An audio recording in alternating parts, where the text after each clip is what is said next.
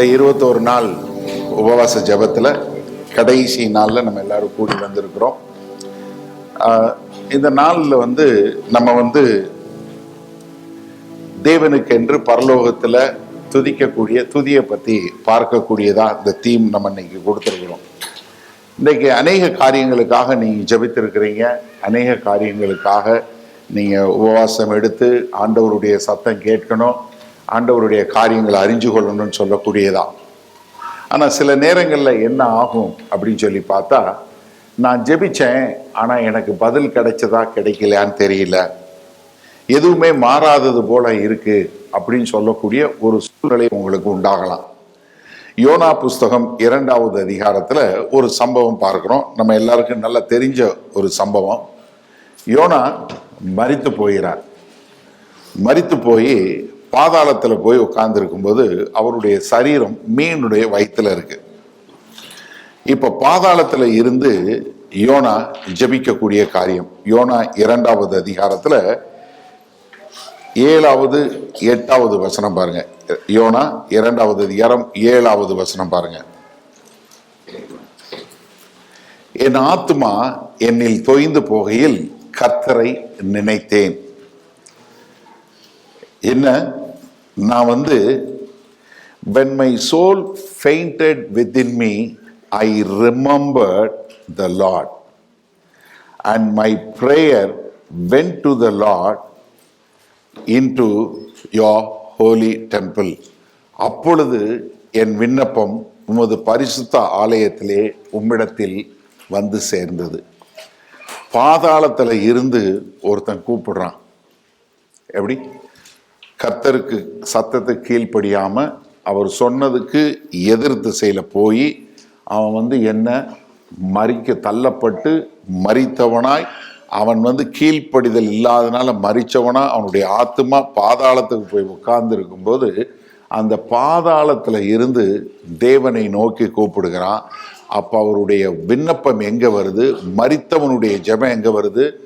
பரிசுத்த பர்வதத்துக்கு, பரிசுத்த ஸ்தலத்துக்கு, தேவனுடைய பரிசுத்த ஸ்தலத்துக்கு அவருடைய விண்ணப்பம் வந்து சேர்ந்தது. அடுத்த வசனம் பாருங்க. பொய்யான மாயையை பற்றி கொள்ளுகிறவர்கள் தங்களுக்கு வரும் கிருபையை போக்கடிக்கிறார்கள். நானோவெனில் என்ன செய்வேன்? நான் என்ன பண்ணுவேன்? துதியின் சத்தத்தோட உமக்கு பலியிடுவேன், நான் பண்ணின பொருத்தனையை செலுத்துவேன், ரட்சிப்பு கர்த்தருடையது என்றான். எங்க இருந்து சொல்றான்? பாதாளத்துல இருந்து சொல்றான். நான் என்ன பண்ணுவேன்? மறுபடியும் தேவனுடைய சன்னிதானத்துல நான் துதியின் சத்தத்தோட அவருக்கு பலியிடுவேன். அது மாத்திரமல்ல, என்ன பண்ணுவேன்? ஆனந்த சத்தத்தோட அவருக்கு ஆராதனை செலுத்துவேன். காரணம், ரட்சிப்பு கர்த்தருடையது என்று சொல்லும் விதமாய். எனக்கு அருமையான தேவ ஜனமே, நன்றாக புரிஞ்சு கொள்ளுங்க. இன்றைக்கு நம்ம ஜெபித்திருக்கிறோம், நிறைய காரியங்களுக்கு ஜெபித்திருக்கிறோம். கர்த்தர் என் ஜெபத்தை கேட்டாரோ கேட்கலையோ, எனக்கு வந்ததோ வரலையோ, இல்லை என்னுடைய காரியங்கள் இவ்வளவு மோசமா இருக்கே, நிச்சயமாகவே இது மாறுமா மாறாதா அப்படின்னு நினைக்கக்கூடியவங்களா இருந்தீங்கன்னா என்ன தெரிஞ்சு கொள்ளுங்க. இங்க ஒரு படம் காட்டுவாங்க பாருங்க. அதாவது உங்களுடைய சூழ்நிலை எப்படி இருந்தாலும் சரி, கர்த்தர் உங்களுடைய ஜெபத்தை கேட்டு பதில் கொடுக்கக்கூடிய தேவன். அவர் ஒரு காலம் உங்களுடைய ஜெபத்தை வீணாக்குவதே கிடையாது. சில நேரங்களில் நம்ம சொல்லக்கூடிய ஜெபம் நம்ம எப்பயோ ஜெபம் பண்ணிட்டு விட்டுருப்போம். சகரியாசும் எலிசபெத்தும் பிள்ளைக்காக ஜெபம் பண்ணி எல்லாம் முடிஞ்சு ரொம்ப வயதான போது அவருக்கு அதே மறந்து போச்சு. அப்ப ஆண்டவர் தேவதூதன் சொல்றான், உன்னுடைய ஜெபம் கேட்கப்பட்டது. எவ்வளவு காலம் கழிச்சு? ஏன்னா கர்த்தர் ஒரு நோக்கத்திற்காக அந்த கற்பத்தை அடைத்து வைத்திருந்தாருங்கிறத பார்க்கிறோம். ஆனா இன்னொரு நோக்கத்துக்காக அங்க ஒரு பிள்ளைய கொடுக்கறதையும் பார்க்கிறோம். அப்ப என்னன்னா, தேவனுடைய நமக்கு கேட்கக்கூடிய சத்தத்தை தேவன் கேட்கிறாரு. அந்த சத்தத்தை கேட்டு தேவன் பதில் கொடுக்கக்கூடியவராய் இருக்கிறார். ஆனா சில நேரங்கள்ல இதற்கு வாய்ப்பே இல்லை என்று சொல்லும்போது அங்க தேவனுடைய பதில் துளிர்க்கக்கூடியதாய் இருக்கும்.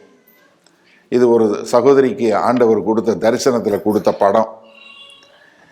என்ன, காங்கிரீட் போட்டாச்சு, வாய்ப்பே இல்லை. அங்க எதுவும் துளிர்வதற்கு வாய்ப்பே கிடையாது. ஆனா கர்த்தர் அங்கேயும் ஒரு புது உயிர்ப்பை கொடுத்து அங்க ஒரு அழகா ஒரு பச்சையா ஒன்னை எழுப்பி வரக்கூடியதா. எனக்கு அருமையான சகோதரனே சகோதரியே, நீங்க ஜெபம் பண்ணீங்க இத்தனை நாளா, உங்களுடைய ஜெபம் கேட்கப்பட்டதா இல்லையா அப்படிங்கிற ஒரு காரியம் இருந்தாலும் சில நேரங்களில் உங்களுக்கு இதே மாதிரி அண்ணே மண்ணு தரையே இல்லை, அன்னை தண்ணியே வர்றதுக்கான வாய்ப்பே இல்லை, இங்கே ஒரு செடி வருவதற்கான வாய்ப்பே இல்லைன்னு சொல்லி இனி என் வாழ்க்கை முடிஞ்சு போச்சு, இனி என் வாழ்க்கையில் எதுவுமே இல்லை அப்படிங்கிற ஒரு சூழல் இருக்கும்போது அங்கே கர்த்தர் என்ன செய்வார்? ஒரு புது வாழ்க்கையை கொடுக்கக்கூடியதாய், ஒரு புது ஜீவனை கொடுக்கக்கூடியதாய், இழந்து போனவைகளை திரும்ப கொடுக்கக்கூடிய தேவன். God is a God of restorer. அவர் இழந்து போனவைகளை, நீங்க உங்க வாழ்க்கையை இழந்து போனவைகளை திரும்ப கொடுக்கக்கூடிய தேவன். நீங்க யாருடைய ரட்சிப்புக்காக ஜெபிச்சீங்க? உங்களுடைய பிள்ளைகளுடைய ரட்சிப்பிற்கா, உங்களுடைய குடும்பத்தில் ரட்சிக்கப்படாதவர்களுக்கு ரட்சிப்பிற்கா, இல்ல உங்களுடைய மாம்ச பிரகாரமான காரியங்களுக்கா, இல்ல உங்களுடைய ஆவிக்குரிய காரியங்களுக்கா? எது முடிந்து போனது என்று சொல்லி இனி எதற்குமே வாய்ப்பு இல்லைன்னு நினைக்கக்கூடிய காரியத்துல அங்க கர்த்தர் மறுபடியும் ஒரு புது ஜீவனை, ஒரு புது துளிர்ப்ப, ஒரு புது உயிரை கர்த்தர் கொடுக்கக்கூடியவர். இன்றைக்கு நம்ம சபைக்கு, நம்மளுடைய ஊழியத்திற்கு, நம்முடைய குடும்பத்திற்கு எல்லாத்துக்கும் கர்த்தர் கொடுக்கக்கூடிய ஒரே ஒரு அதுதான், நீங்க எது முடிஞ்சு போச்சு, நான் இத்தனை வருஷம் என் வாழ்க்கையை அழிச்சிட்டேன், ஒருவேளை நீங்க குடியில இல்ல நீங்க வேற ஏதாவது காரியத்தினால, ஏதாவது ஒரு அடிமைத்தனத்தினால நீங்க உங்க வாழ்க்கையை இழந்தவங்களா இருக்கிறீங்க, இல்ல உங்க கணவன் விட்டுட்டு போயிட்டாரு, இல்ல உங்க மனைவி விட்டுட்டு போயிட்டாங்க, இல்ல உங்க பிள்ளை உங்களை விட்டுட்டு போயிட்டாங்க, உங்க பெற்றோர் விட்டுட்டு போயிட்டாங்க, யாருமே எனக்கு இல்லை, இனி என் வாழ்க்கையில இது வசந்தமே வராதுன்னு சொல்லக்கூடிய ஒரு சூழ்நிலை இருந்தாலும் அங்கே தேவன் ஒரு புது ஜீவனை கொடுக்கக்கூடியவர், ஒரு புதிதாக ஒரு காரியத்தை உருவாக்கக்கூடிய தேவன். அதைத்தான் நமக்கு இந்த 21 நாள் உபவாசத்துல கர்த்தர் கொடுக்குற வாக்குத்தத்தம். நான் ஒரு புது காரியத்தை உங்களுக்குள்ள கொடுக்க போறேன். அப்ப என்னன்னா, யோனா ஜெபிச்சு என்ன சொன்னாரு? நான் மறுபடியும் தேவனுடைய ஆலயத்துல பலியிடுவேன், அங்க அவருடைய ரட்சிப்பை நாம் மகிமையோடு மகிழ்ச்சியாக கொண்டாடுவேன் சொன்னது போல நீங்களும் அப்படிப்பட்ட ஒரு மகிழ்ச்சியை காணக்கூடியதாக ஒரு பெரிய தேவ கிருபை கர்த்தர் உங்களுக்குள்ள உண்டாக்குவார். அப்ப எனக்கு அருமையான சகோதரனே சகோதரியே, இன்றைக்கு நம்ம கர்த்தர் கொடுக்கிற வாக்குத்தத்தம் என்ன தெரியுமா?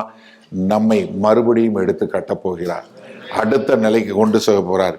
முடிஞ்சு போச்சுன்னு நிறைய பேர் நினைச்சிருக்கலாம், என் வாழ்க்கையே முடிஞ்சு போச்சு, என்னுடைய காரியங்கள் முடிஞ்சு போச்சு, எனக்கு வீசா அவ்வளவுதான் முடிஞ்சு போச்சு, இல்லை எனக்கு வேலை முடிஞ்சு போச்சு, இல்லை தொழில் முடிஞ்சு போச்சு. புதிதாக ஒரு காரியத்தை கர்த்தர் செய்ய போறார். அதனால நம்ம நல்ல தெளிவாக தெரிந்து கொள்ள வேண்டியது, ஏசாயா 43வது அதிகாரம் 18வது வசனத்தில் சொன்னது போல, நீங்கள் பூரணமானவைகளை சிந்திக்க வேண்டாம், பழையவைகளை சிந்திக்க வேண்டாம், இதோ புதிய காரியங்களை நான் இப்பொழுதே செய்கிறேன், அது உங்களுடைய கண்களுக்கு தெரியுதான்னு கேட்டாரே, அதே போல இன்றைக்கு நம்மளுடைய வாழ்க்கையில ஒரு புதிய காரியங்களை, ஒரு புதிய கிரியைகளை கர்த்தர் நம்ம வாழ்க்கையில செய்ய விரும்புகிறார். அதனால எனக்கு அருமையான சகோதரனே சகோதரியே, நாம் இதை உணர்ந்தவர்களாய், ஆண்டவரே எங்களுக்குள்ள, எங்க குடும்பத்துல ஒரு புது காரியத்தை பண்ணுங்க, எங்களுக்குள்ள ஒரு புதிய ஒரு மகிழ்ச்சியான காரியத்தை பண்ணுங்க அப்படின்னு சொல்லி நம்ம கர்த்தர்கிட்ட நம்ம ஒப்பு கொடுக்கும்போது கர்த்தர் அதை நிச்சயமா செய்வார். அதனால இந்த 21 நாள் உபவாசத்துல கர்த்தர் செய்யக்கூடிய காரியம் என்னன்னா, நமக்கு ஒரு புது காரியத்தை செய்ய போறார். எங்க வாய்ப்பு இல்லைன்னு நினைக்கிறோமோ அங்கதான் புதிய காரியம் வரப்போகுது. எது முடிஞ்சு போச்சுன்னு நினைக்கிறீங்களோ அங்கதான் புதுசா தொடங்க போகுது. எங்க இது இனிமேல் இது வாய்ப்பே இல்லை, இது அவ்வளவுதான் மறிச்சு போச்சு, இனி இதுல ஒரு துளி கூட நம்பிக்கை இல்லைன்னு நினைக்கிறீங்க பாருங்க, அங்கதான் புது காரியம் வரப்போகுது. கர்த்தர் அதை செய்ய போறாரு. அது நமக்கு, ஒவ்வொரு குடும்பத்துக்கும் செய்ய போறாரு, நம்முடைய சபைக்கு செய்ய போறார், நம்முடைய ஊழியங்களுக்கு செய்ய போறார். என்னென்ன இடங்கள்ல என்னென்ன காரியங்கள் நமக்கு மறுக்கப்பட்டதோ, எந்தெந்த இடங்கள்ல நம்ம வெறுத்து ஒதுக்கப்பட்டோமோ அங்க கர்த்தர் ஒரு புது காரியத்தை செய்வார். அதனால நீங்க தயவு செய்து உங்களுடைய ஜெபத்தை நிறுத்தாதீங்க. இன்னும் தைரியமா, இன்னும் ஊக்கமாய், இன்னும் உற்சாகமாய் நம்ம ஜெபிக்கக்கூடிய மக்களா இருப்போம்.